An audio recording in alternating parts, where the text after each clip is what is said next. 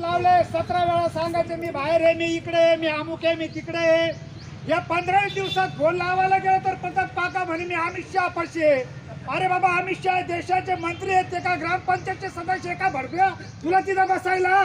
अरे माझा निशाचा पैसा आहे, मी बोलतोय निवडणुकीच्या काळात भडव्या तू फोन 2 मिनिटं खाली ठेवत नव्हता. आणि आता मी फोन करायला गेलो तर कधी फोन लागत नाही. MD साहेबाकडे गेलो 3 वेळेस, म्हणलं माझ्या पत्नीचं दुखतं, याच्यावर काय करायचं.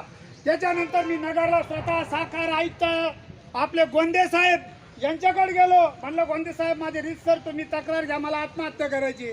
ते म्हणे हे बघ बाबा, आत्महत्या पर्याय नसतो, तुझा रीतसर अर्ज दे.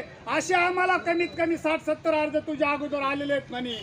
म्हणलं ठीक आहे, म्हणलं माझा रीतसर अर्ज घ्या. तर मी त्यांना 16 जून रोजी अर्ज दिला. इथं हातपाय पडून कारखान्यावर 16 जून रोजी अर्ज देऊन माझा कुठल्याही प्रकारे काही फायदा झाला नाही. नंतर 4-5 दिवसांनी नंतर पुढारी पेपरला एक न्यूज आली की जप्तीची FRC काय ती प्रकारची कारवाई केली.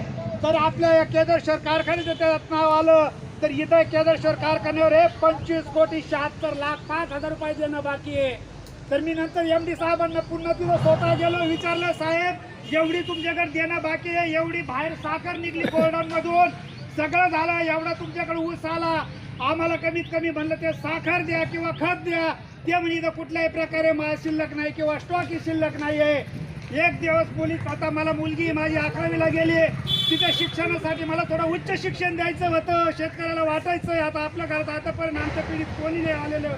म्हणलं उच्च शिक्षण द्यायचं साहेब, मला मुलीला जायचं आहे, म्हणलं श्रामपूरला टाकायचं, मला फी द्या. फीला सुद्धा नाही पैसे दिले. दवाखान्यासाठी 2दा गेलो, मला 2दा पंपावरून फक्त 10,000 रुपये आणून दिले.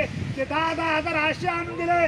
10च्या नोटा 20च्या नोटा मला तिथं दुपार गेली त्या नोटा बदलून घ्यायला. आमच्याकडे पंपा बिगर पैसे नाही. अरे तुमच्याकडे पंपा बिगर पैसे नाही. तिथं गेल्यानंतर मी पाहायचो तिथे कारखान्याचे कर्मचारी सुद्धा म्हणायचे बाबा आमच्या तोंडात हाना म्हणे, आम्हाला काही बोलता येणार का चालता येणार, आमच्याच पगाराने. म्हटलं मग तुम्ही राहता कशाला? MD साहेब तर म्हणे बाबा मला रात्री 11-12ला मला फोन उचलावा लागतात. आता माझी बायको सुद्धा कदरली, तुम्ही नोकरी सोडून द्या म्हणून आणि आपले शिक्षण चालतात चालवा म्हणून. म्हणजे MD सुद्धा म्हणजे MD चांगला आहे, समजदार बी MD, पण तेव्हा तुम्ही करू काय म्हणे, माझ्या हातात काय. म्हटलं मग तू पगार बसला तरी कशाला बाबा, हातात काही नाही तुला. म्हणजे खूप दैनंदिन अवस्था झाली. आज या ठिकाणी मी काय कुठल्या राजकीय पक्षाचा कार्यकर्ता नाही, मी काय कुठल्या राजकीय पक्षाचा सदस्य नाही आहे, पण आज या ठिकाणी शेतकऱ्यांसाठी स्वाभिमानी शेतकरी संघटना या ठिकाणी रस्त्यावर उतरली. त्या संघटनेचं मी मनापासून आपल्या सर्वांच्या वतीने पहिले स्वागत करतो. आणि मी बोललो याच्यासाठी, मला मी कुठं लवंडे साहेब बोललेलो नाहीये, पण एक शेतकरी एक तळतळ लागला. दवाखान्याच्या फायली जर तुमच्या जर समोर टाक